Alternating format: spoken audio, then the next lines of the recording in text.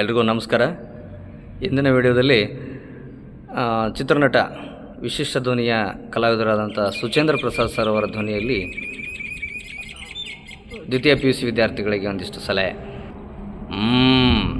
ನೋಡಿ, ಇವತ್ತು ನಿಮ್ಮ ಫಲಿತಾಂಶ ಬರ್ತಾ ಇದೆ. ಭಾಳ ಉತ್ಸುಕರಾಗಿದ್ದೀರಿ.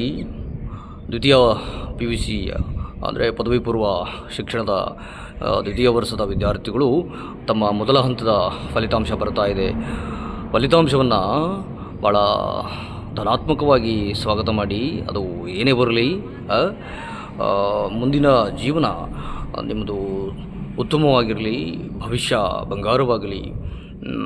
ಹೆಚ್ಚು ಅಂಕ ಬಂತು ಅಂತ ಹಿಗ್ಗೋದಾಗಲಿ, ಕಡಿಮೆ ಅಂಕ ಬಂತು ಅಂತ ಕುಗ್ಗೋದಾಗಲಿ ಬೇಡ.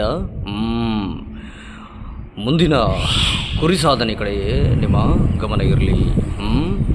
ವಿವೇಕವನ್ನು ಜಾಗೃತ ಮಾಡಿಟ್ಕೊಳ್ಳಿ ಅಂತ ಹೇಳ್ತಾ ನನ್ನ ಶುಭ ಹಾರೈಕೆಗಳನ್ನು ತಮಗೆ ತಿಳಿಸ್ತಾ ಇದ್ದೇನೆ. ಎಲ್ರಿಗೂ ನಮಸ್ಕಾರ.